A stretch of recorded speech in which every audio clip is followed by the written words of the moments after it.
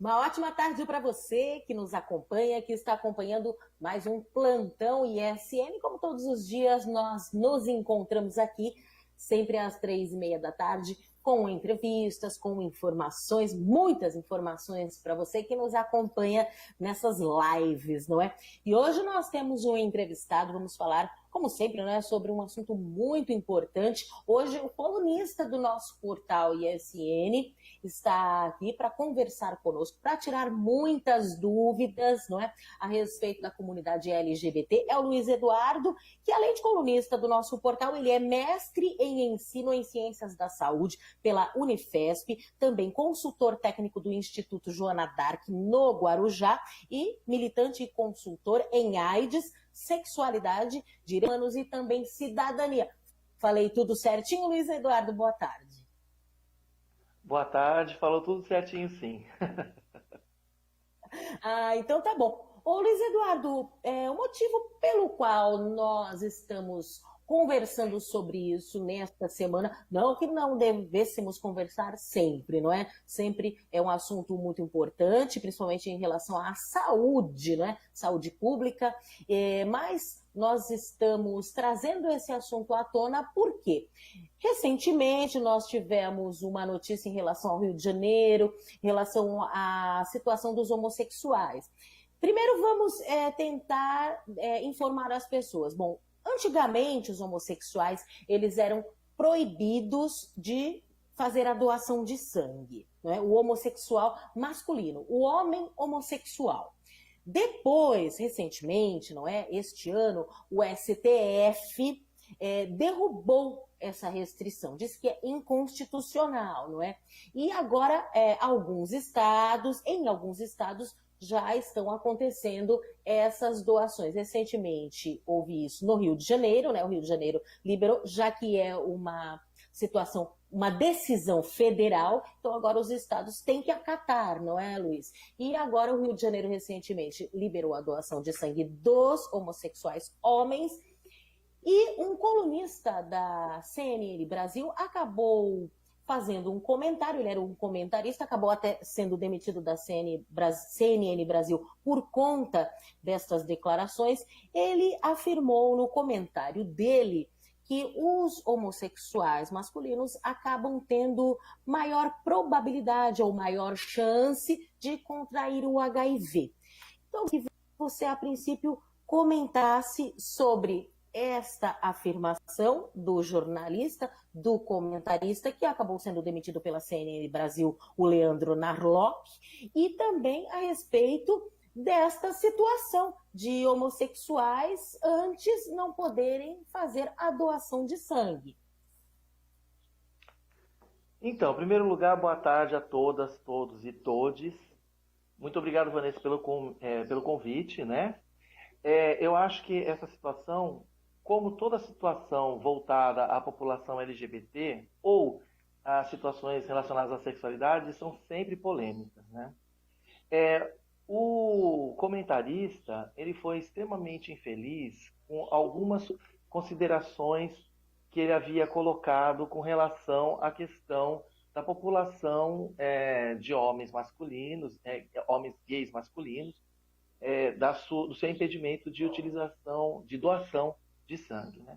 Acho que, em primeiro lugar, é importante a gente dizer que é o seguinte, quando se fala, né, na questão de doação de sangue, já é uma polêmica muito grande, porque nós temos, no Brasil, uma dificuldade muito grande de ter acesso a pessoas, né, a doadores de sangue, pessoas que se imbuem desse ato de amor, de doar sangue, né? Quando se fala, então, na questão da homossexualidade, ou então homossexualidade masculina, aí a questão toma um corpo um pouco maior.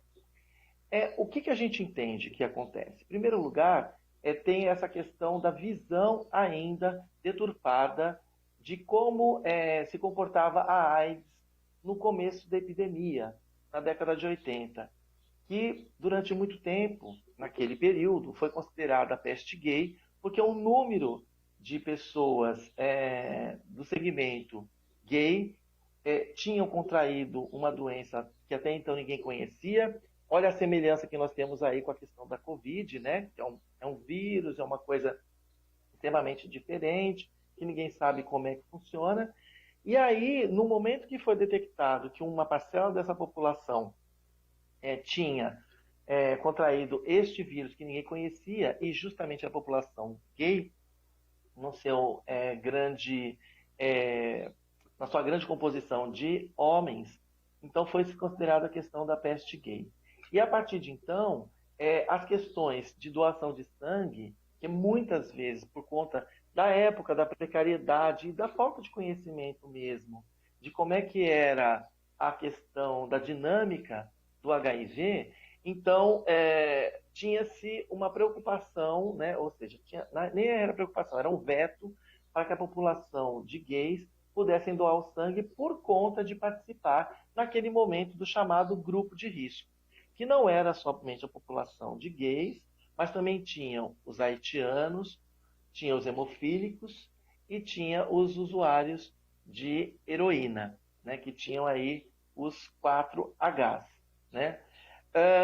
E aí, durante muito tempo, ficou-se essa pecha, né, de que gays, então, eram mais propensos a terem HIV. Existiram até algumas pesquisas que disseram que a população gay tinha até 19,3 vezes mais chances de contrair o HIV, mas até isso foi numa determinada população, num determinado segmento, num determinado espaço, né? Então hoje você não tem mais esse perfil, né?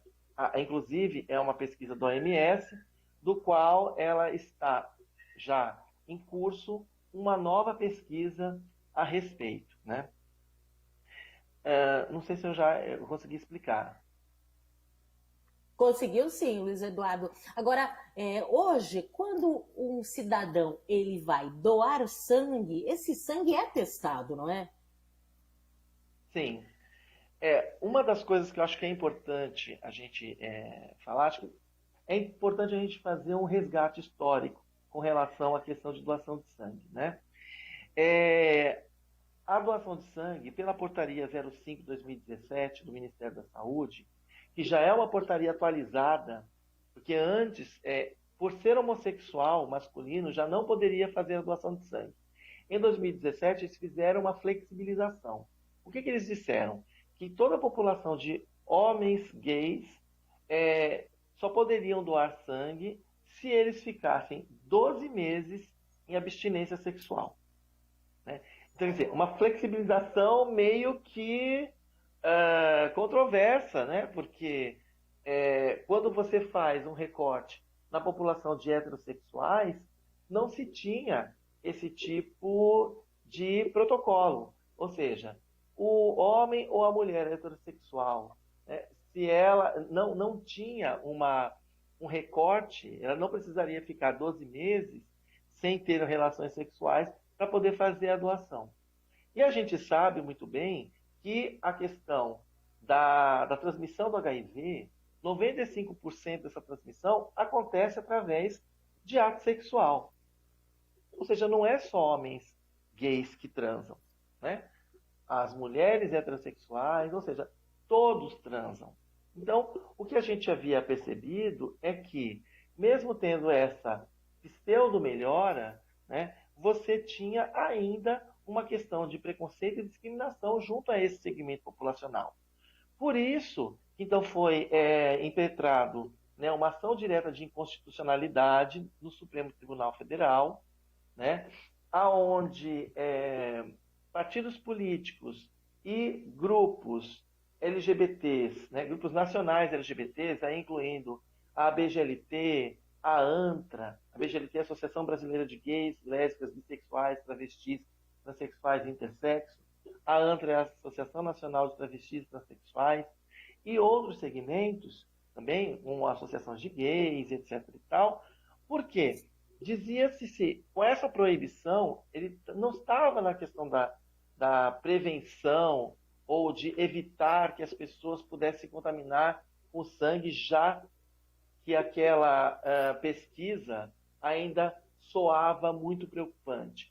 Mas sim você fazendo uma discriminação e um preconceito com um segmento populacional, né, que poderia, inclusive, estar fazendo a doação de sangue, ou muitos também poderiam ter um único parceiro, ou mesmo nas suas relações sexuais, utilizarem preservativo, ou seja, estavam se prevenindo, estavam com a manutenção da sua saúde em dia com relação à sorologia em AIDS. Então, isso soava muito mais como um preconceito, né?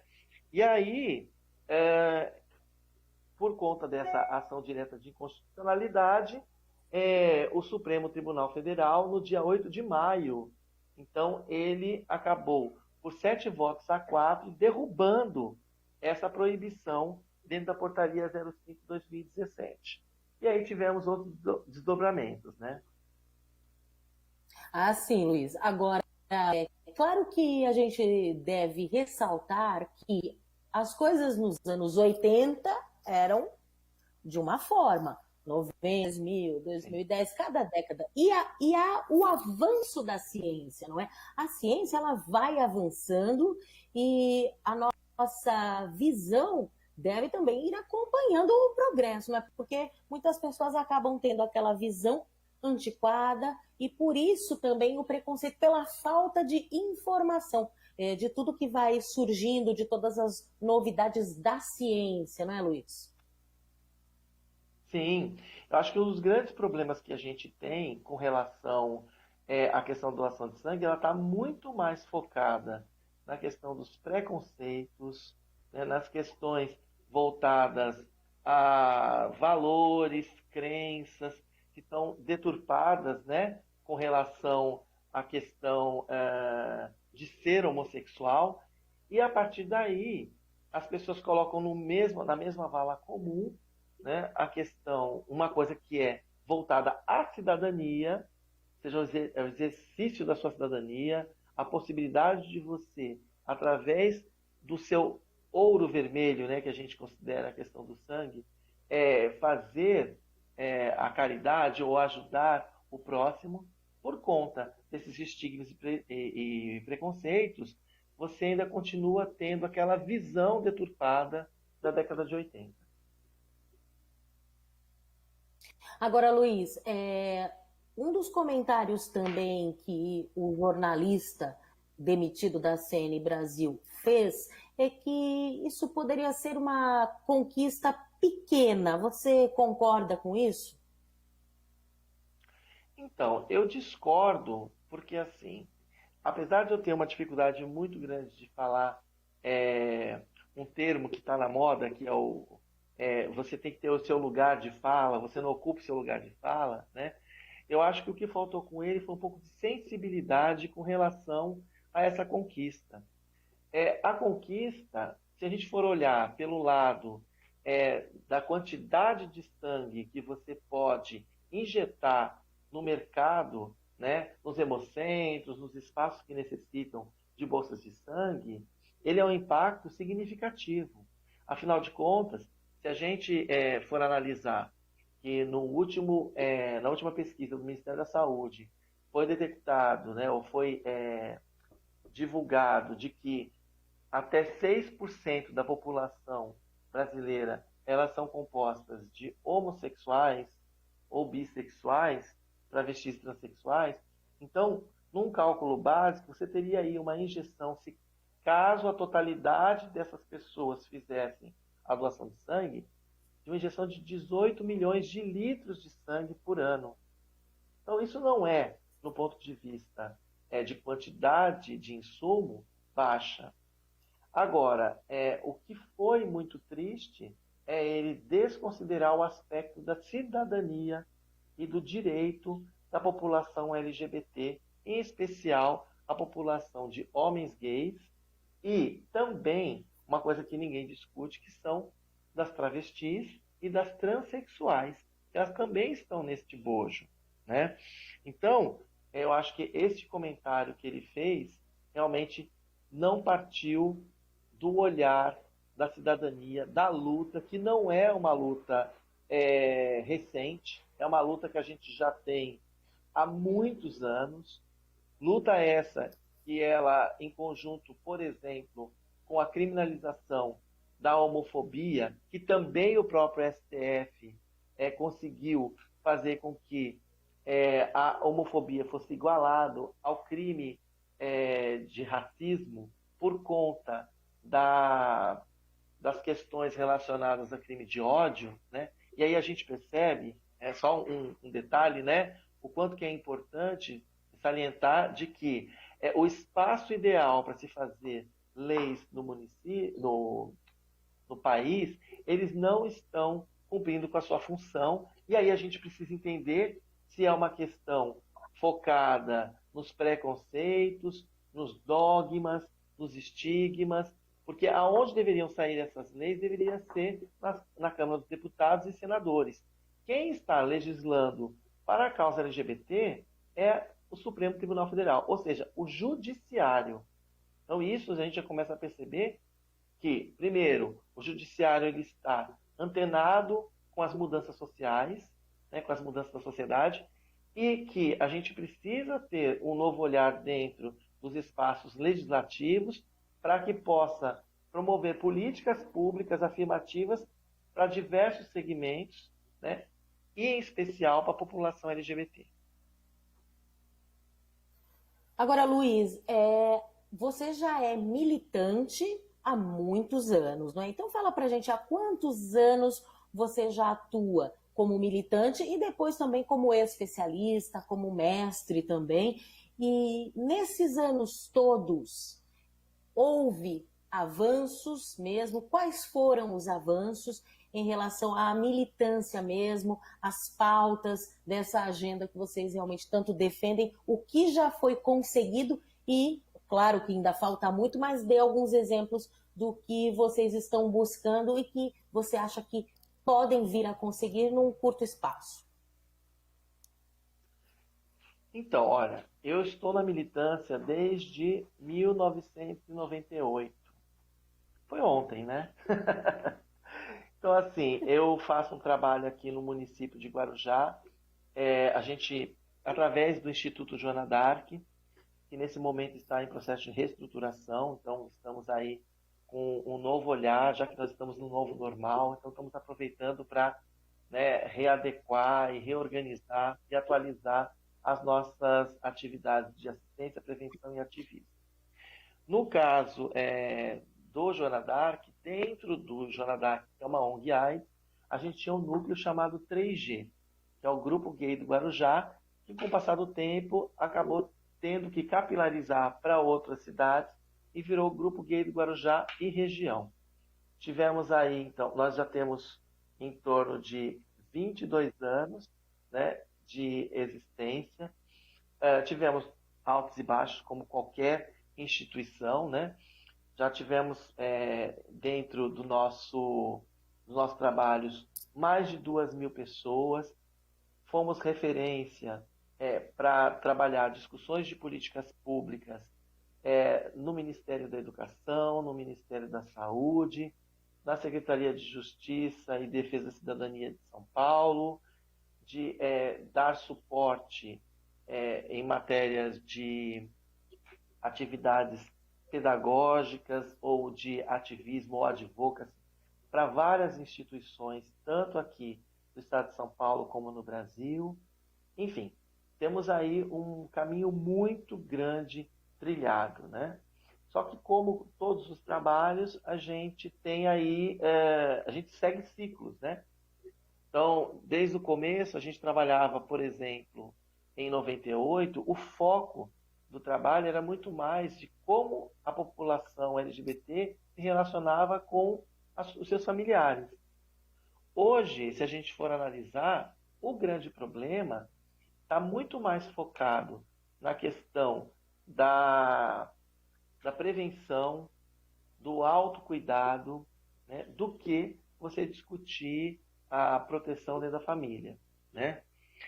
A minha formação, eu tenho uma formação multi, né? Eu sou graduado em administração de empresas, tenho algumas pós-graduações, tenho em ensino à distância, onde a gente fez muitos cursos, principalmente LGBTs, no Brasil. Tenho uma formação em gestão pública pela Escola Nacional de Administração Pública, aonde eram 120 vagas e eu tenho orgulho de dizer que fiquei em sexto lugar nessa lista, né? Também tenho um curso de mestrado em ensino em ciências da saúde e agora tenho muito orgulho de ser o colunista, né, da ISN Portal, né, onde eu posso auxiliar as pessoas no processo de reflexão sobre diversos assuntos. E Agora, assim, Luiz, desculpa, é que faltou, você fez a pergunta das conquistas, né? Então, ok. isso, as conquistas que nós tivemos. Se a gente for comparar de 2004 para cá, muitas conquistas a gente acabou obtendo, né? Em 2004 nós tínhamos 76 direitos negados, né? Hoje, por conta de várias ações de advocacy, né, várias ações de incidência política dentro do Congresso Nacional, das câmaras de vereadores e das assembleias legislativas, nós conseguimos várias conquistas.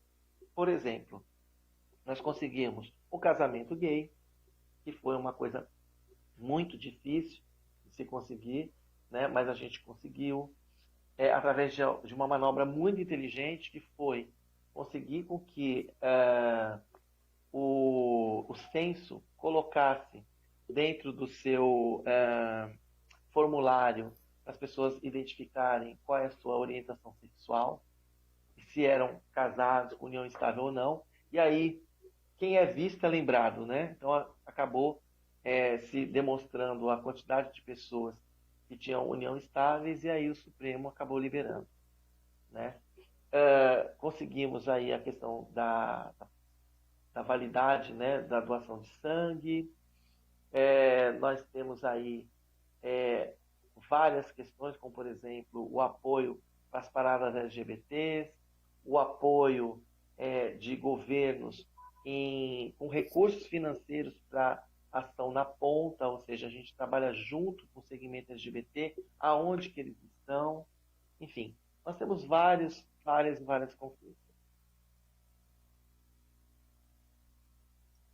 E muitas outras estão por vir, né, Luiz? É isso que a gente torce, né, para que haja sempre Sim. o progresso e as pessoas fiquem sempre informadas. A informação realmente ela é fundamental. Agora, quando um menino, jovem, ou até mesmo um adulto, ou até mesmo uma pessoa com mais idade, quer ou se assumir, ou acaba se descobrindo, ou ele bloqueava aquilo, fingia que não era com ele, e acaba realmente assumindo que é homossexual, seja mulher, homem, enfim, ele fica confuso, ele não tem com quem conversar.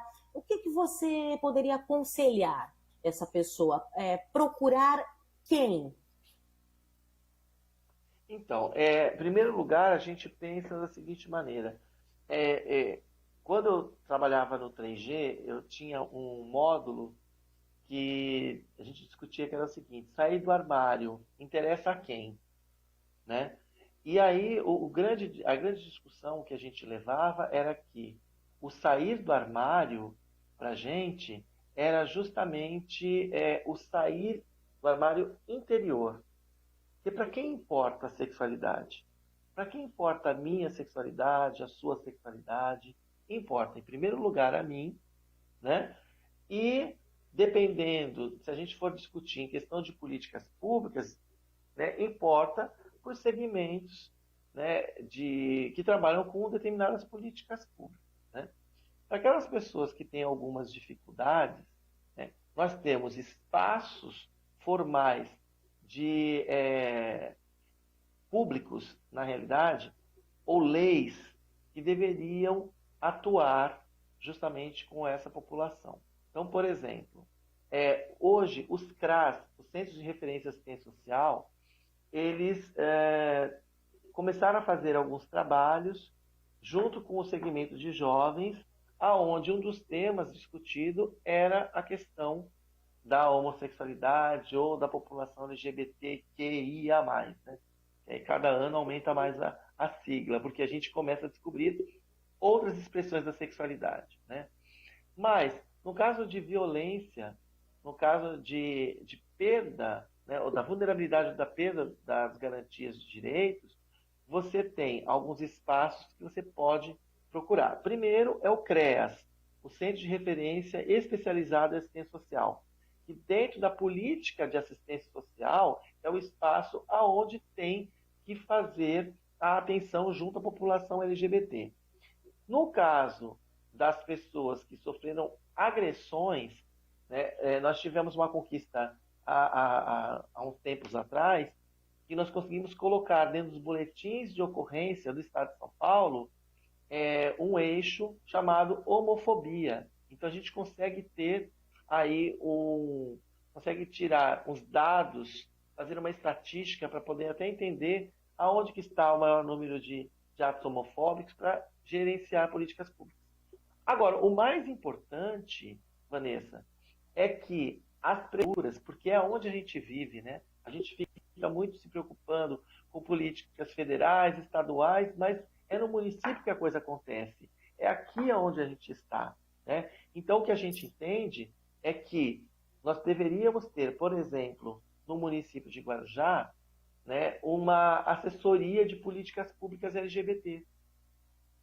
Né? A gente poderia ter hoje nós temos uma secretaria que chama SERES, Secretaria de Relações Sociais, onde você tem várias assessorias, como de mulheres, de idosos, de deficientes, né? Que você não tem uma assessoria de LGBT, por exemplo. Né? É uma coisa que, inclusive, o prefeito tinha se colocado à disposição para estar discutindo esse novo olhar, né, das SERES, até como uma forma de transformar as SERES numa Secretaria Municipal de Direitos Humanos e Cidadania, que acho que é o que mais convém né, como uma estrutura política administrativa, né, mas por conta aí dos últimos acontecimentos, né, deslizamento, Covid, acabou não sendo pauta. Mas eu creio que vai ter uma reanálise e a gente vai conseguir formalizar esse tipo de política pública. Ah, nós acreditamos sim que isso vai acontecer. E a gente agradece, viu, pela sua participação, por tantos esclarecimentos, tantas informações que você trouxe para a gente. Espero poder conversar com você muitas outras vezes aqui na nossa live e para quem quiser também acompanhar o seu trabalho na nossa coluna do ISN, né, que o Luiz Eduardo tem a coluna, a parte dos colunistas ali no nosso portal isnportal.com.br, você acessa também todas as colunas do Luiz Eduardo, que conversou conosco hoje, que é consultor em AIDS, sexualidade, direitos humanos e também cidadania. Muito obrigada pela sua participação, Luiz Eduardo, e também muito obrigada a você que está sempre nos acompanhando, sempre assistindo às nossas lives. Amanhã traremos um outro entrevistado, sempre às 3h30 no nosso Plantão ISN. Um beijo para você que está nos acompanhando. Um ótimo dia, uma ótima tarde. Muito obrigada e até amanhã. Tchau, tchau.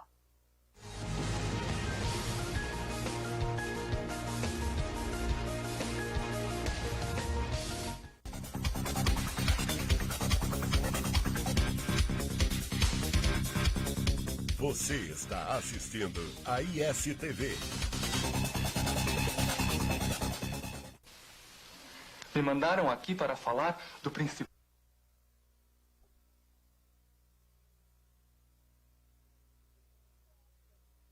produto lá da companhia.